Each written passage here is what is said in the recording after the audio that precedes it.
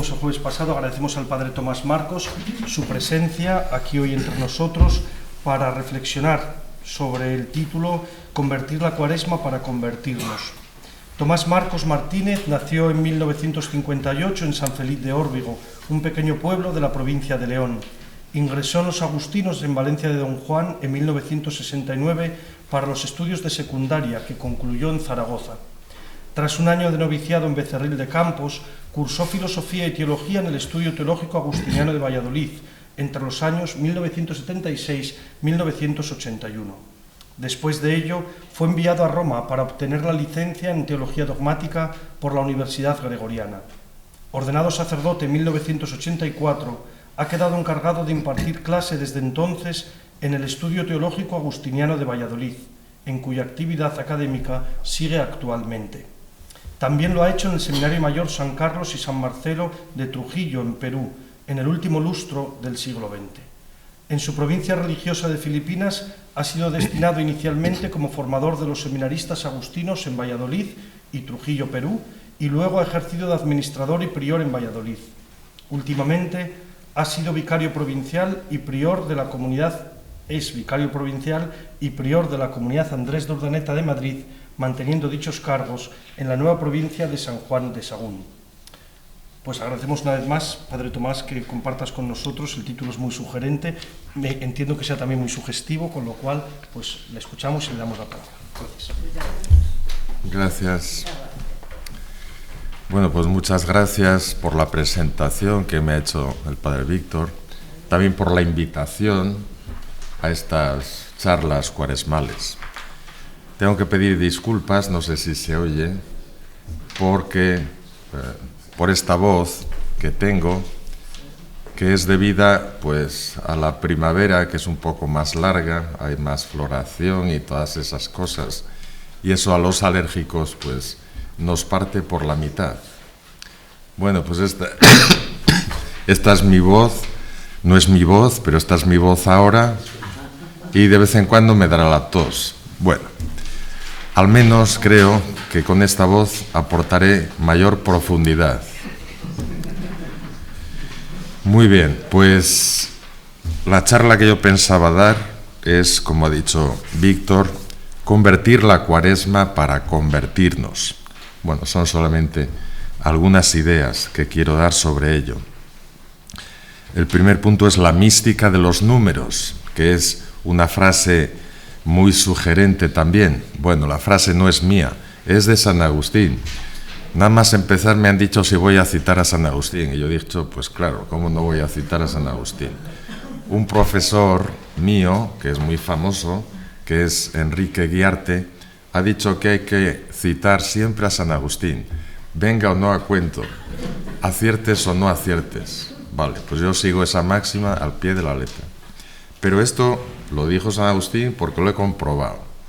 San Agustín dice que los números tienen un significado místico o espiritual.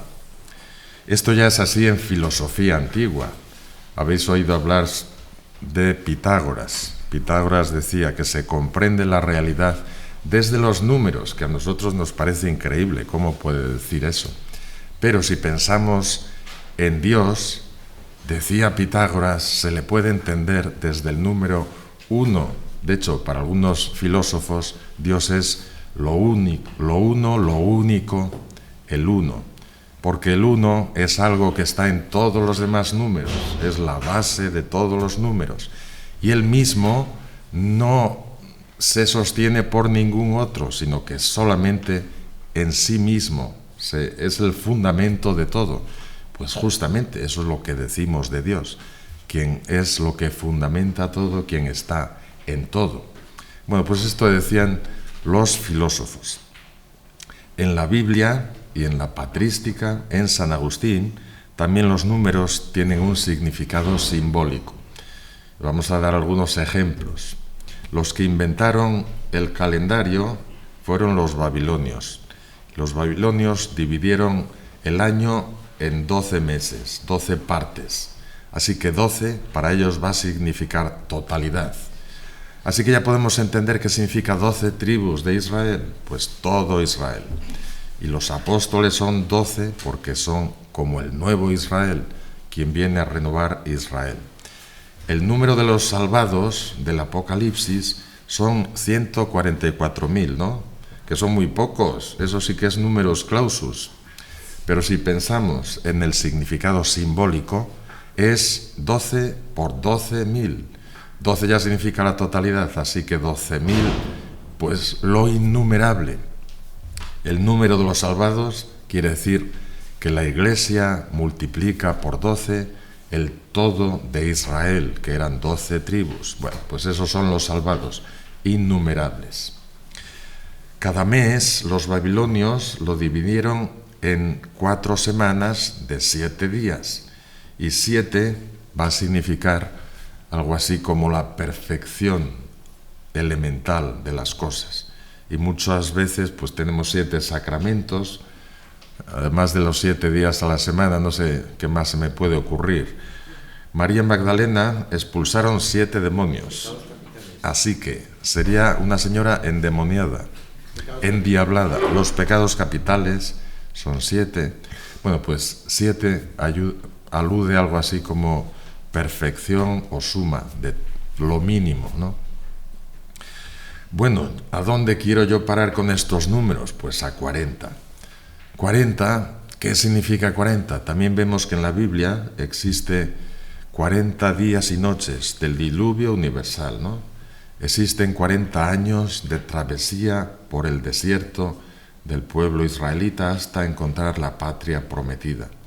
Jesús, antes de empezar su vida pública, estuvo 40 días con sus noches en el desierto, así que 40. ¿Qué pasa con 40?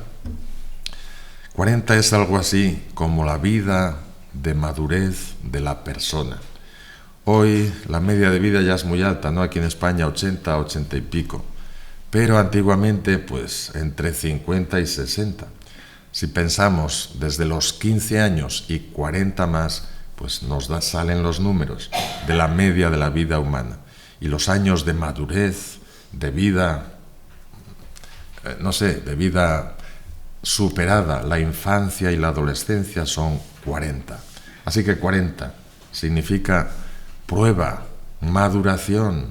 También los filósofos decían que la vida humana es una maduración, una escuela, un aprendizaje, como una prueba. Bueno, pues eso es lo que va a significar 40 en Cuaresma. Cuaresma viene del latín, tengo que decirlo en latín, quadragésima. Quadragésima significa 40, cuarentena. Así que la cuadragésima, la 40, significa 40 días de prueba, 40 días de maduración. Esta es la idea de la Cuaresma. La Cuaresma es un tiempo litúrgico muy antiguo en la Iglesia. Pongo aquí historia de la Cuaresma. Bueno, pues empezó como una preparación del tiempo de Pascua. La preparación al principio eran 7 días, volviendo al número 7. Y esos 7 días era la semana de la Pasión. Así que la Cuaresma, desde el principio, cogió una connotación de pasión, de sacrificio, de seriedad, de ayuno, etc. Porque eso era la preparación inmediata de la Pascua.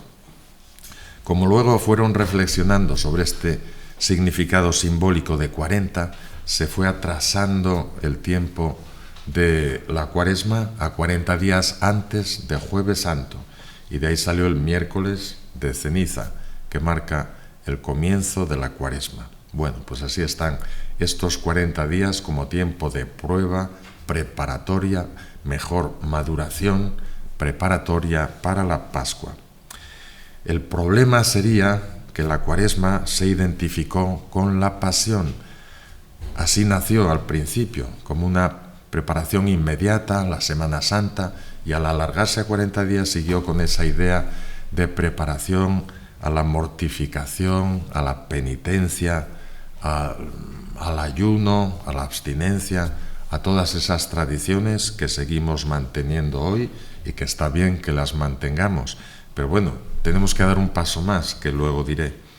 El caso es que la Cuaresma se identificó desde el principio con la pasión, la penitencia, el sufrimiento, y a lo mejor no es la única significación. Conversión como penitencia, esa fue la comprensión inicial de la Cuaresma. Pero conversión significa cambio de mentalidad, es decir, pensar de otra manera. No es una preparación para el significado de la Pascua pensando de otra manera. Lo malo es que ese pensamiento de otra manera se centró mucho en esa penitencia, mortificación, etc.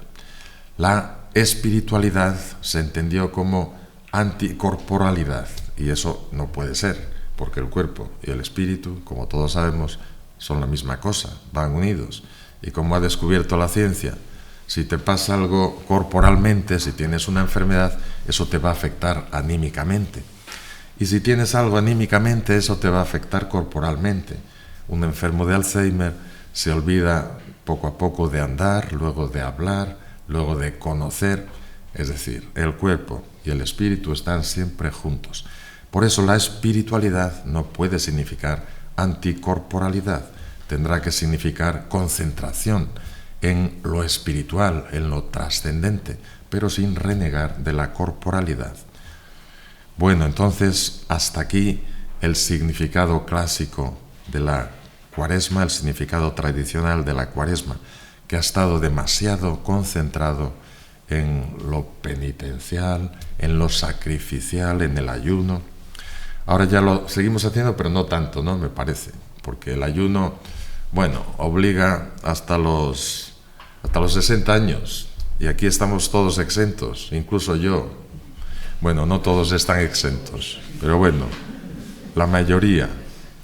Y el ayuno, pues, se entiende de un modo muy moderado. El ayuno es sin comer, pan y agua, como mucho. Sin embargo, ¿qué significa para nosotros el ayuno? Decimos una sola comida, con un ligero desayuno y una frugal colación. Pues lo que hacemos todos los días, más o menos, ¿no? Pues entonces, ¿qué ayuno es este? La abstinencia, pues antes también la abstinencia era no comer carne toda la Cuaresma, ahora es solo los viernes. Pues bueno, no es para tanto. Y si a alguno le gusta más el pescado, pues mira, mejor, preferirá que estemos en viernes antes que en jueves. Así que ya hemos ido perdiendo toda esta idea penitencial.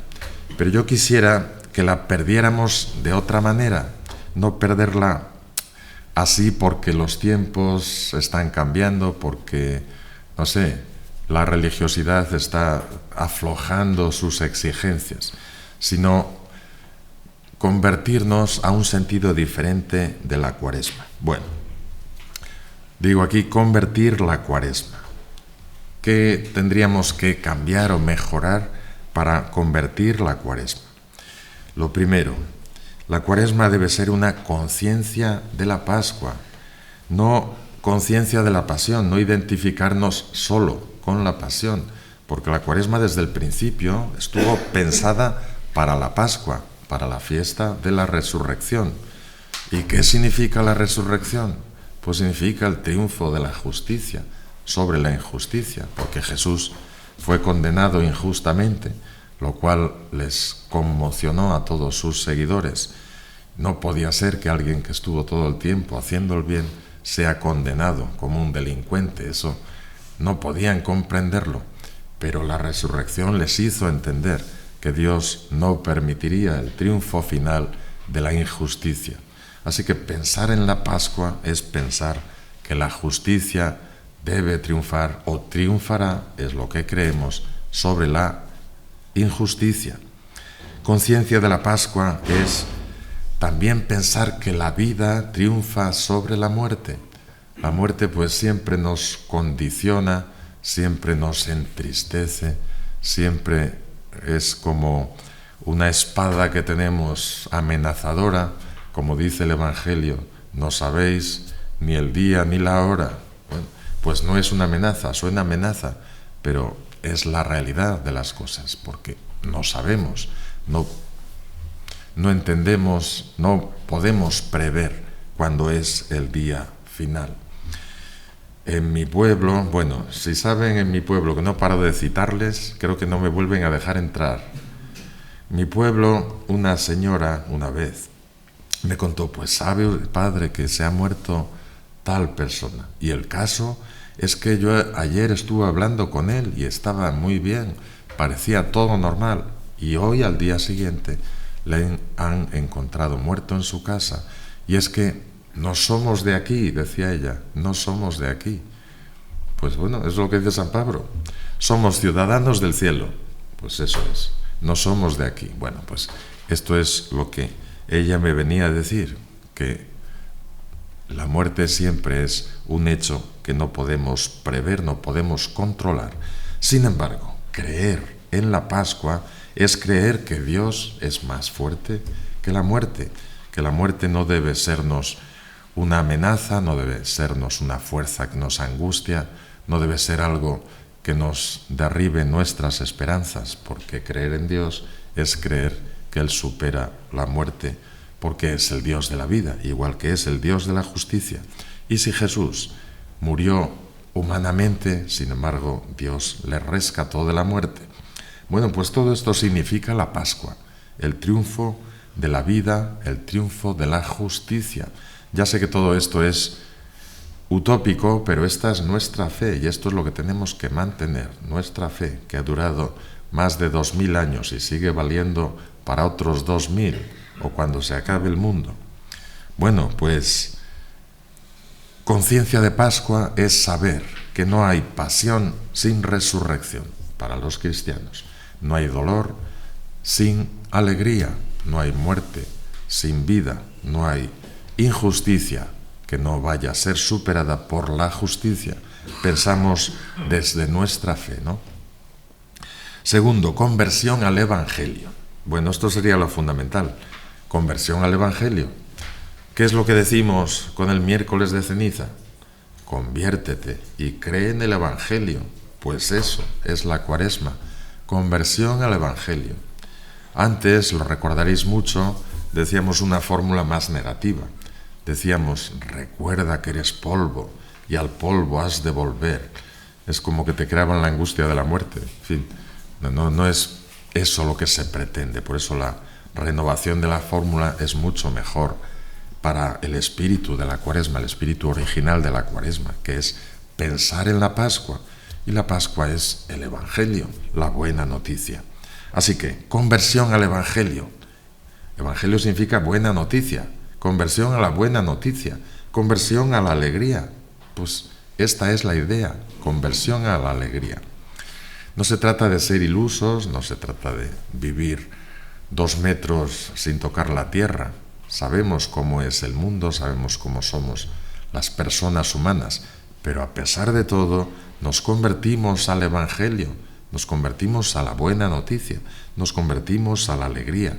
Y eso es entonces la Cuaresma.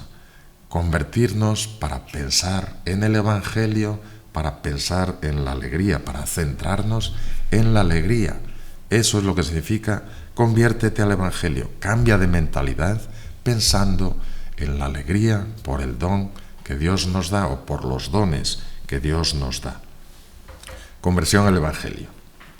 Como lo dice la fórmula, pues es lo que nos tenemos que estar repitiendo durante la Cuaresma. Convertirnos al Evangelio. Contenido del Evangelio.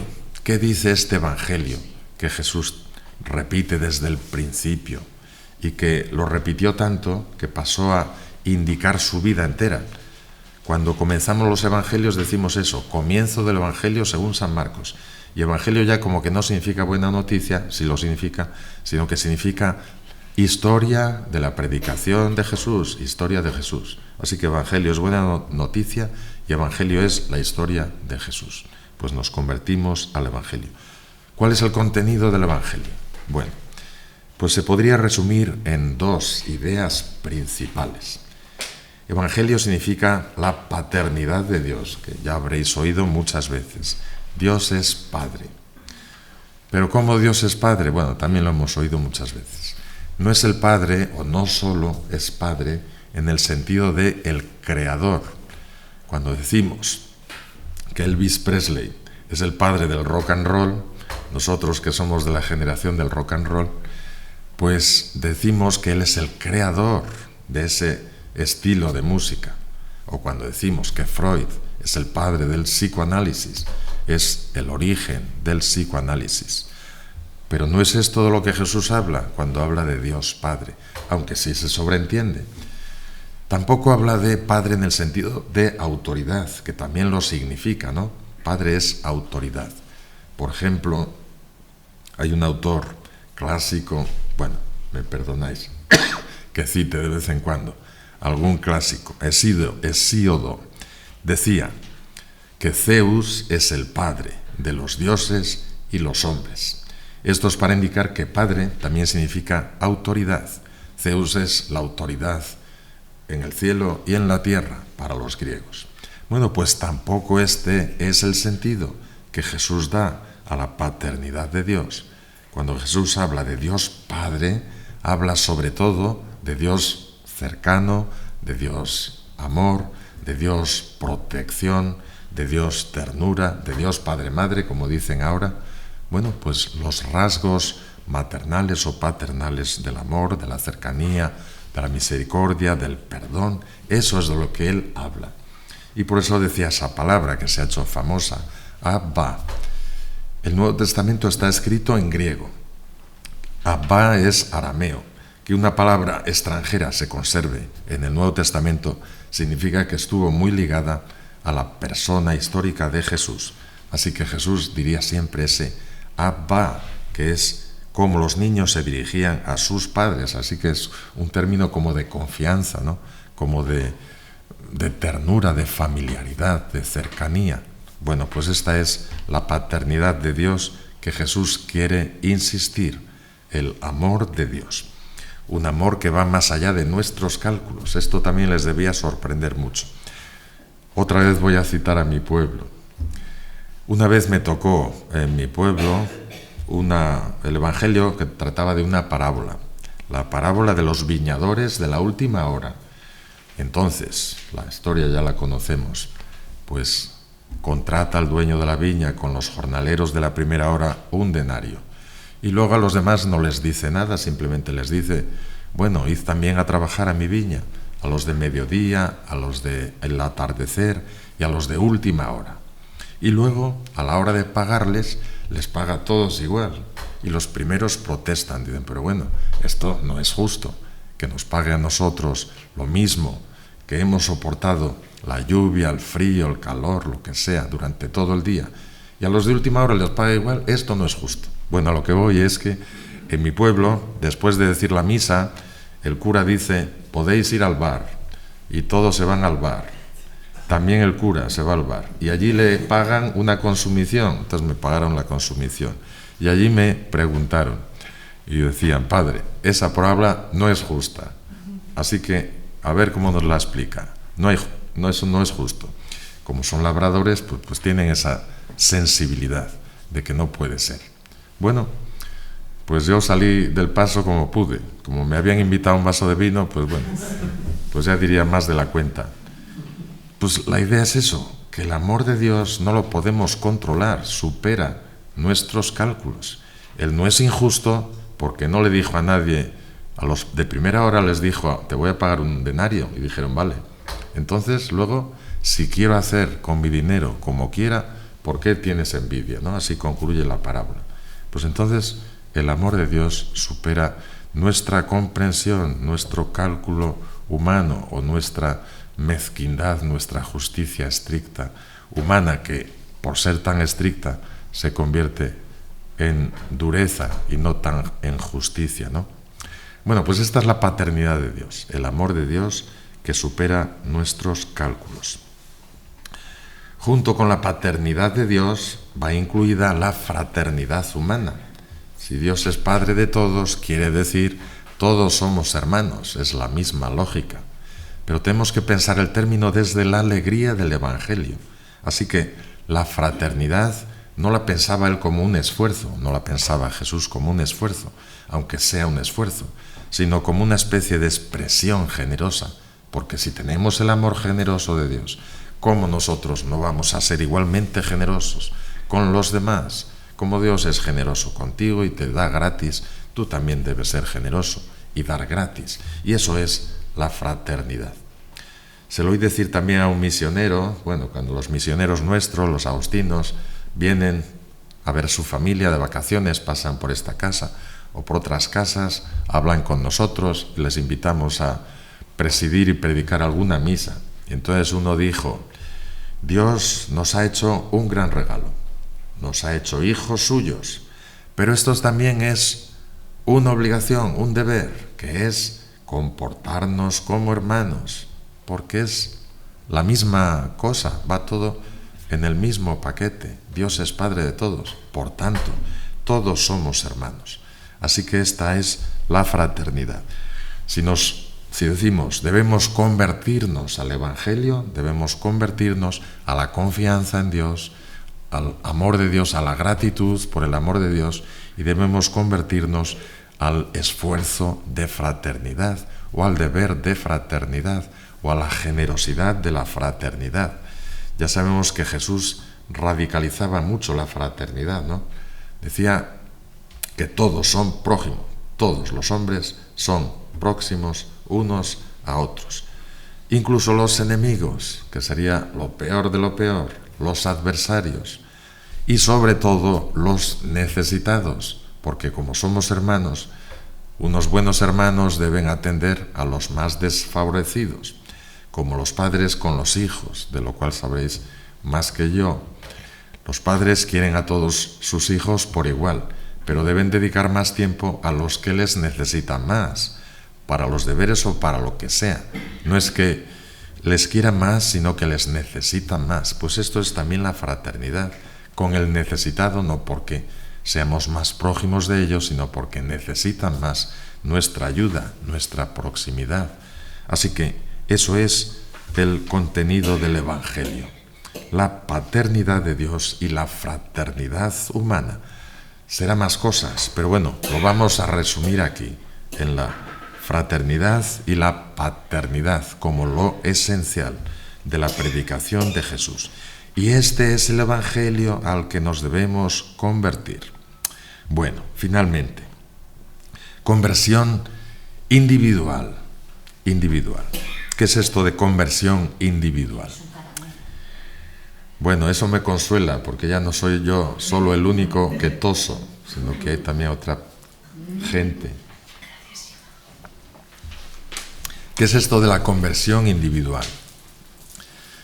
Es el punto de partida de toda conversión y de la conversión que Jesús nos pide. Debemos cambiar de mentalidad, debemos convertirnos al Evangelio, a la alegría, a la esperanza del amor de Dios, al esfuerzo por la fraternidad y la justicia y la paz.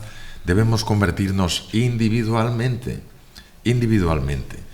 Hombre, todos se deben convertir, pero yo soy responsable de mí mismo, cada uno. Somos responsables de nuestra conversión. Así que cada uno debe convertirse personalmente. Si se convierte personalmente, convertirá a su familia, irradiará a su familia su conversión, porque son las personas más cercanas con las que él vive. La familia, decían los clásicos, es la célula de la sociedad. La célula de la sociedad significa, pues, la sociedad más elemental, la sociedad primera. Así que no hay sociedad sin familia. Esto lo dicen algunos misioneros también. Dicen, yo cuanto más años estoy predicando, pues menos veo que la gente cambia. No sé si estoy perdiendo el tiempo. Pero decían, me he dado cuenta de una cosa, que allí no existe la articulación familiar, y tal vez ahí está la clave. Si no existe ese aprecio, esa consolidación de la familia, la sociedad se resquebraja, porque lo que se aprende en familia es lo que se vive socialmente. En familia no se aprende teóricamente, sino que se aprende vitalmente. Y lo que se aprende vitalmente es lo que se graba. Como decía un padre de familia, los hijos no te escuchan, pero te miran. Lo que les digas a lo mejor les entra por un oído y les sale por el otro, pero lo que haces, eso es en lo que se van a fijar. Entonces, los valores se aprenden vitalmente en la familia. Tenemos que convertirnos... tengo que citar otra vez a San Agustín. Decía Aristóteles que la familia es la célula de la sociedad, y San Agustín dijo que la familia es la iglesia doméstica. Esto también lo he comprobado, así que no me lo estoy inventando. La iglesia doméstica es una metáfora, creo que muy bonita, por parte de San Agustín. Quiere decir que es la primera iglesia, y lo que significa la iglesia, que es la comunidad que cree en Jesucristo y que transmite a Jesucristo, eso es la familia, eso debe ser la familia, la primera iglesia, la iglesia doméstica. Bueno, entonces nos convertimos personalmente para convertir a nuestra familia. Convertimos a nuestra familia para convertir la iglesia, para mejorar la iglesia, y para convertir la sociedad, para mejorar la sociedad, y para convertir el mundo y mejorar el mundo. Pues eso es la meta de la Cuaresma y de la conversión. Ya sé que esto es otra vez utópico, pero es la responsabilidad o el horizonte al que miramos, porque el horizonte es algo que nunca se alcanza, ¿no? Siempre se aleja, pero es lo que nos permite avanzar. Entonces tenemos que avanzar hacia ese horizonte de mejorar el mundo. Y esto solo lo podemos hacer desde la conversión personal, individual. Sin esta no puede haber las otras conversiones sucesivas.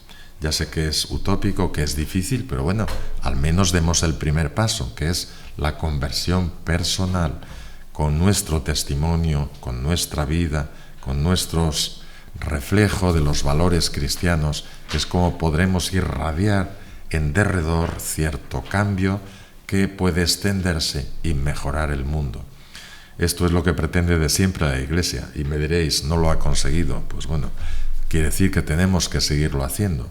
Por eso cada Cuaresma volvemos a repetir, conviértete y cree en el Evangelio. Volvemos a comprometernos con este esfuerzo de conversión.